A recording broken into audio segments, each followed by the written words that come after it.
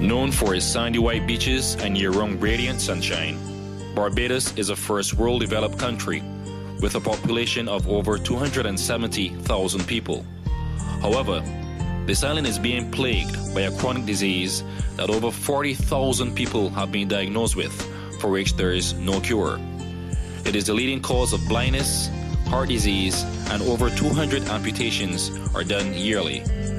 The estimated cost for treating this disease is approximately US $110 million. It is commonly referred to as the silent killer, and someone dies from it every 10 seconds worldwide.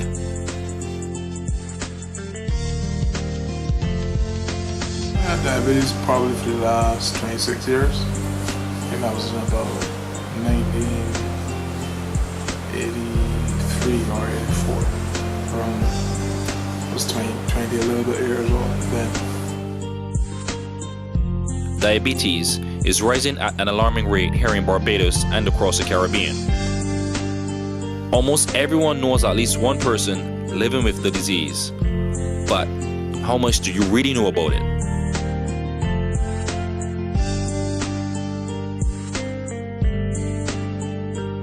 My day start like at 2 o'clock in the AM.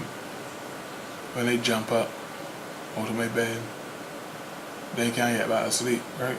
Because you're thinking about your vision and the surgery that you're all going to get done that can cost $10,000 that you ain't got right now. And then you get up and you go to the shower and you look down and you see that toe that set you back. Or you don't see the toe, you see the spot where the toe was. That set you back. Then you think you're going to put on your special shoes. And you got the peripheral medication there to take, and you ain't seeing well, and you can't afford to butt your toe away. It plays on your mind.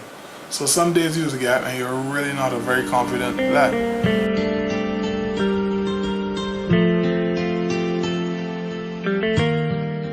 There are two main types of diabetes: type 1 diabetes and type 2 diabetes. With type 1 diabetes, the main problem is insulin production from the pancreas, and I'll tell you a bit about type 1 diabetes. For some reason, individuals with diabetes develop what we call autoimmunity, and that simply means that for some reason the body looks at the pancreas and thinks it's not supposed to be there. It attacks it and destroys it, and as a result, the production of insulin by the body is decreased, and it eventually leads to an absolute deficiency of insulin. In type 2 diabetes, the problem initially is not with insulin production. It's actually with the ability of insulin to open this door that allows glucose to enter the tissues. And you could view the doors as being rusty, something we call insulin resistance.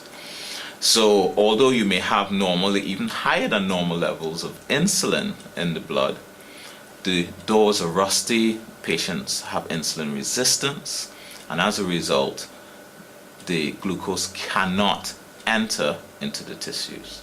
So with both type 1 and type 2 diabetes, the problem becomes a higher than normal level of glucose within the blood, and that condition is diabetes. When I first realized I had it, it was controlled by diet and exercise. Then I went to some tablets. Then in 1990, I had a abscess, like on my left arm. Swelled up, big, huge thing. And from then, I had to start taking insulin. So that's where it's been since 1990.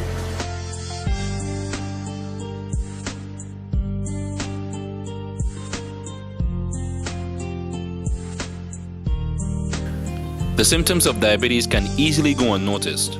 These symptoms include blurred vision, fatigue, itchy skin, increased urination, excessive thirst and appetite, unusual weight loss or gain, slow healing cuts or sores, dry mouth, and pain or numbness in the feet or hands. Type 2 diabetes, once called an adult onset diabetes, is increasingly being seen in younger and younger individuals. We're seeing a change in pattern. So we're seeing type 2 diabetes, or the so-called adult onset diabetes, occurring at much younger ages. So we're actually seeing adolescents now developing type 2 diabetes, which is almost 15 to 20 years earlier than we would expect. But there are a number of other risk factors. Genetics is also very important. And if you have a family history of type 2 diabetes, you're going to be at an increased risk. And we very frequently see a very strong family history among individuals with type 2 diabetes. First thing, diabetes run in my family, both sides. My father was diabetic. He died with diabetes. He had a sister that was blind. My grandfather on the other side was a double amputee. So it was rampant all about the place. And to me, it sounded like a death sentence, like, you know. So I was scared, and I went on a immediate diet, and I lost like real weight real fast. But then I realized it wasn't the diet that was causing me, the change in diet causing me to lose weight. I think it was the shock. Then the weight started to creep back on. And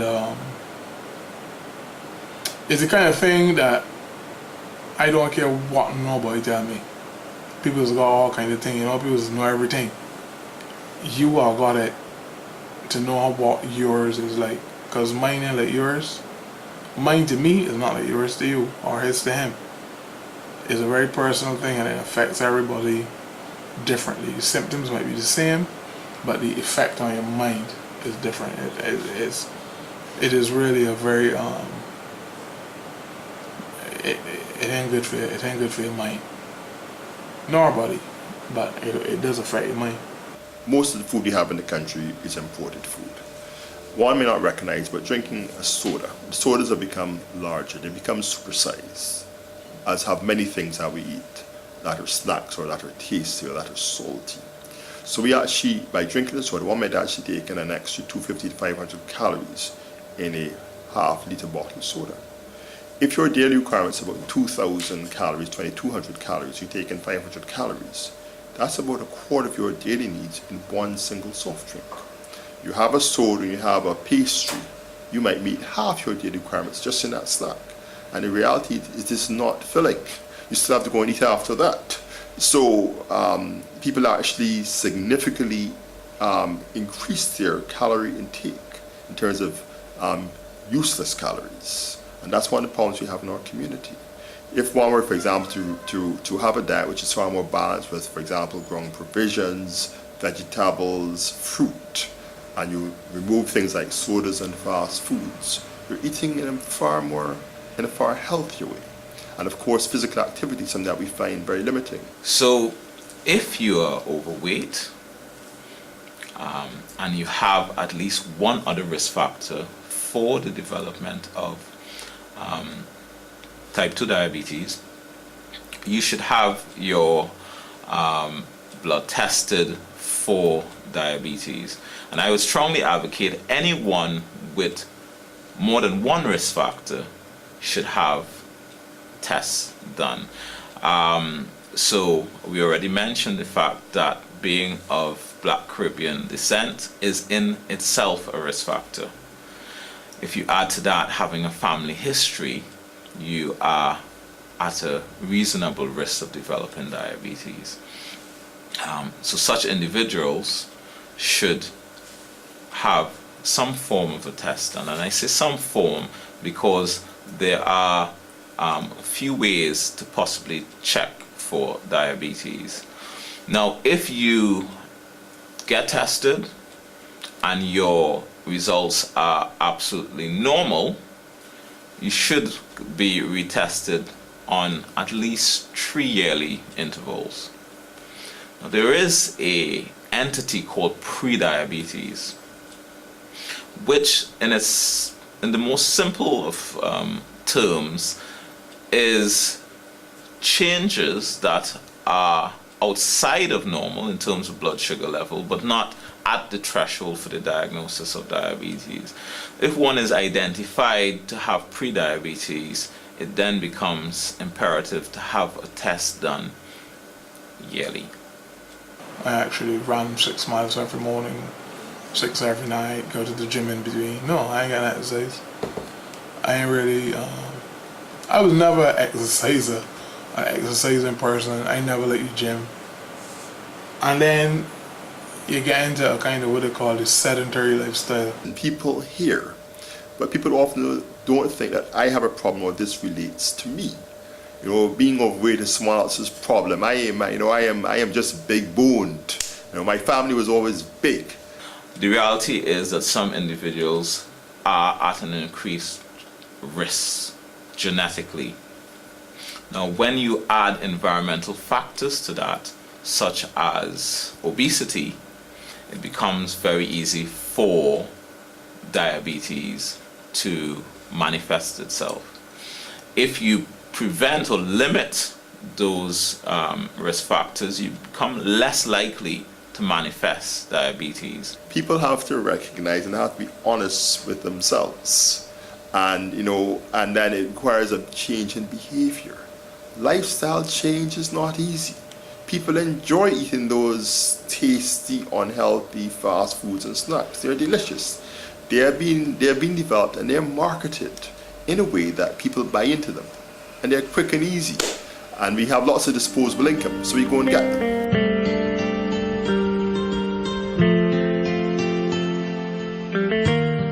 So one of the first things I would suggest is that anyone diagnosed makes contact with the Diabetes Association of Barbados and try to arrange a session for education.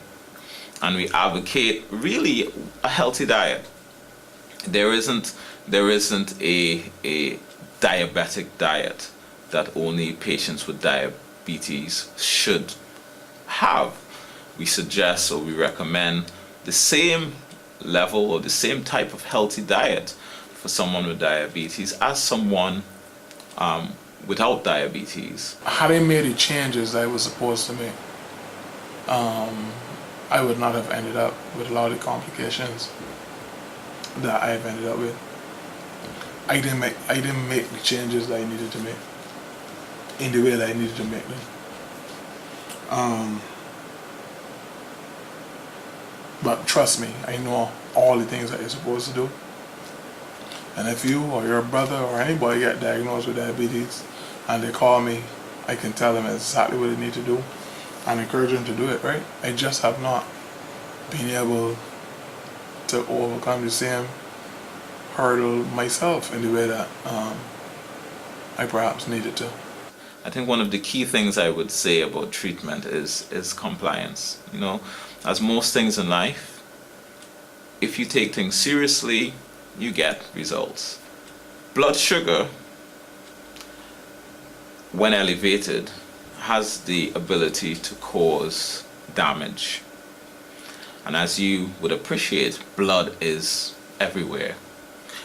So by monitoring your blood sugar levels, you could get a very good idea of how well you're being controlled.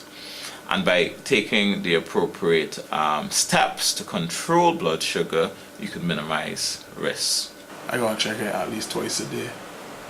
Ask me if I do, and I will tell you that sometimes when I'm in the machine grain and it's showing me good numbers, I love it. But then when it's showing me a 14 and a 16 rapid, then I don't want to see it no more. You get frightened of it. You don't want to touch it. You don't want to know.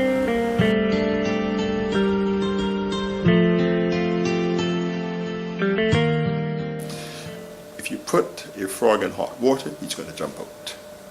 You put a frog in a pot on the stove and you put him in the water while it's cold and you turn the fire up. That frog will cook to death, not be aware of the gradual change. Humans do not see disasters like the way your lifestyle will impact your life down the road until it is too late. We like the frog in the cold water that's been on the pot, on the fire. You know, things like infectious diseases. People are aware that, if you get a cold or you get ill or you get a pneumonia, you get very ill, you have to be treated and you can get better. So that comes home very quickly.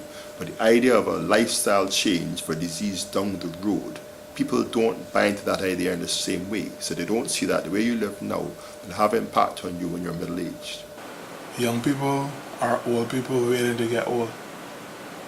Young people don't really nothing. So if you are young and you get diagnosed with this malady,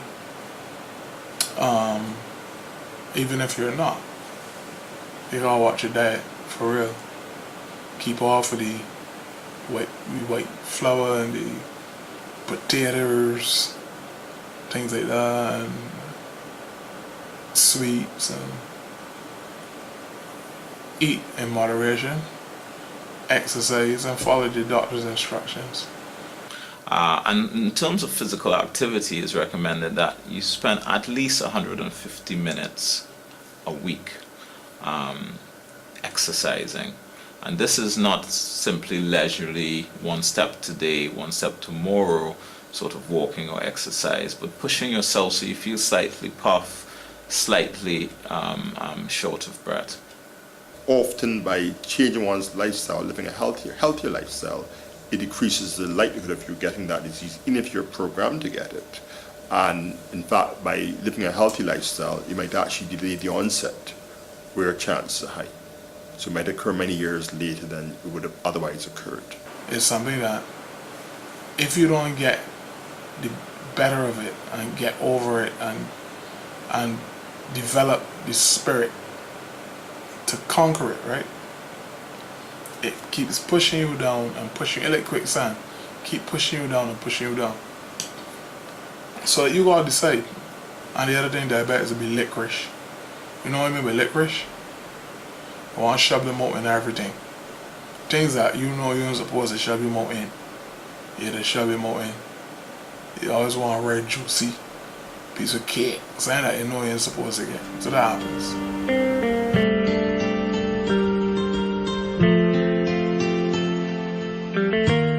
So diabetes potentially could lead to quite a number of complications,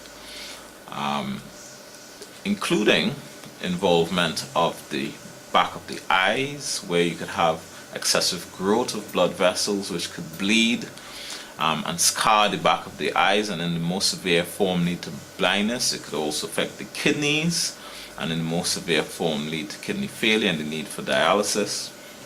It can affect the nerves in the feet, which serve protective sensations such as pain and touch, and as a result you can have ulceration and damage to the feet without the individual being aware, and this could lead to amputation.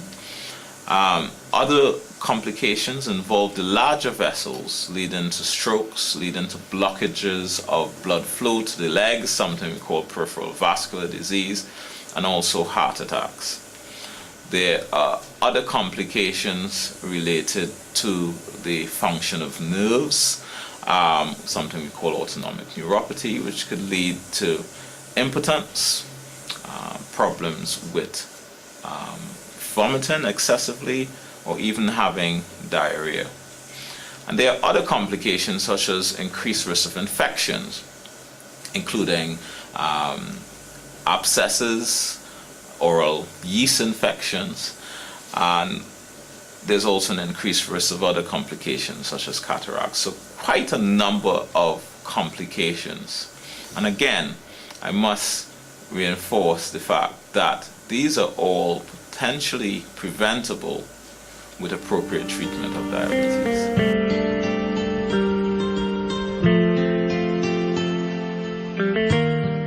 From my experience working with diabetics, I would advise them not to even wait to see any sort of issues come up on their feet before seeing a podiatrist or orthopedic or their GP. I would advise them to make regular checkups, regular 3-month checkups, even before these things, because prevention is better than cure. And a lot of diabetics would only come to seek medical attention when it's possibly too late, and hence may or may not result in certain amputations happening. One of the first things I would say, don't go bare feet. That's one of the most important things. I've seen too much diabetics getting infections or getting into trouble because they're walking around barefooted. Just step outside to my car one day to get my shoes I forgot in the car.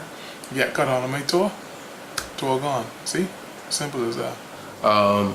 I would say don't avoid going to a doctor, to a GP. I think it's important that as a diabetic you seek medical care as often and as quickly as you can. Well, basically a lot of diabetics, looking at the foot itself, is the furthest away from the heart in terms of circulation. A lot of diabetics have microvascular circulatory issues, whereas where the circulation in the lower extremity, the vessels are smaller. Hence, being furthest away from the heart is the area where you would get the least amount of blood supply coming to any extremity, and also is the area which will obviously be most troubled when circulation problems come up, which is a large issue with diabetics. Yeah, I mean, I go away of dealing with it. I just find something to laugh at. You know what I'm saying? So I might make a joke and I might say, well, next time I go get a pedicure, the woman gonna give me a discount because obviously it's only 9 toes instead of 10. My youngest patient was 28 years old. He did have type 2 diabetes, mainly because of poor diet, lack of exercise, obesity, and apparently he injured himself, injured his toe, subsequently did not seek medical attention, got the toe infected, and basically the infection spread from his toe straight up his leg, and subsequently led to amputations. Well, of course he was devastated because at 28 years and having to lose part of your limb, he was not too pleased, but I guess the situation was desperate.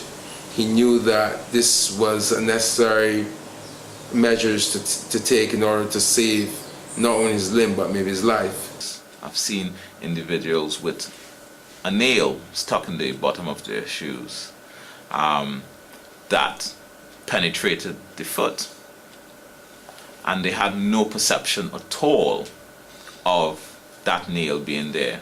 What we have reported and shown is that rates of amputations in women with diabetes are very, very high in Barbados. Amputations below the knee and amputations below the knee and above the knee. And in fact, we did a global comparison. Our rates are exceeded only by the Navajo women in Montana in the US.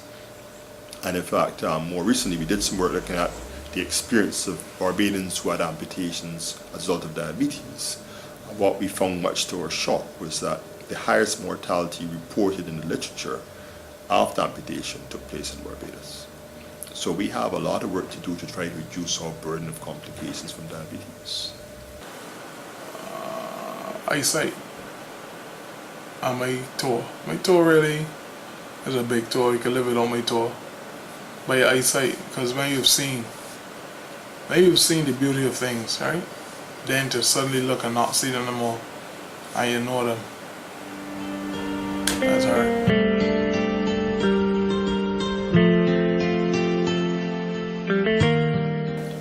You know, by the time you get to age 40 and above, 50% of Barbadians over age 40 have hypertension.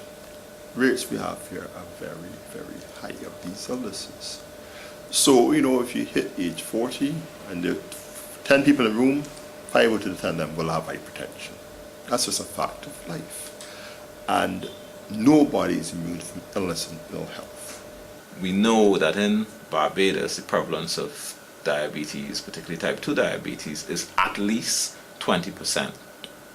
You're trying to look at having a better quality of life because there's also the issue of disability if you get one of these illnesses. Being an invalid and being on people lifting me boat and pampers and being on a foot and that's what I fear most about it. I don't fear death, but I fear living as a dead man. In a global perspective, looking beyond Barbados, in 2011, the rates of diabetes worldwide were about 360 or so million people around the world have type 2 diabetes. And the projections are by 2030, we expect about 550 million people around the world to have type 2 diabetes. You might think it's cool, but sugar is not. Some people might think it's sweet, but sugar is sweet. Sugar is not sweet. When it get to you, it ain't sweet, trust me. And it enjoys its work. The rates of type 2 diabetes are highest in countries like Barbados and countries like the Caribbean region. So our rates will, if we project our rates will go up by 33% between now and 2030, you can do the numbers. It's going to be quite high. There has been a significant change in the presentation of diabetes that has been driven by the increased prevalence of obesity in children and adults. And if you look at data from the World Health Organization Barbados Health Profile in 2008, it showed that of individuals greater than 20 years of age, 22% of males are obese and 44% of females are obese. 44%. That's 14% above the regional average. So obesity is here, it's a serious problem, and it's driving the risk of diabetes to a younger and younger age of onset. If you know that you're disposed to diabetes, it runs in your family. If you know that you eat bare crap, if you know that you don't like to exercise, if you know that you want to live without the burden, then think about everything that you put in your mouth. Think about how you treat yourself. Think about the fact that that your heart doesn't attack you, but you actually attack it and it only retaliating. So think about life and living, and understand that diabetes is no joke. It names sugar, but it ain't sweet. And if it can get you, trust me, it will. It will.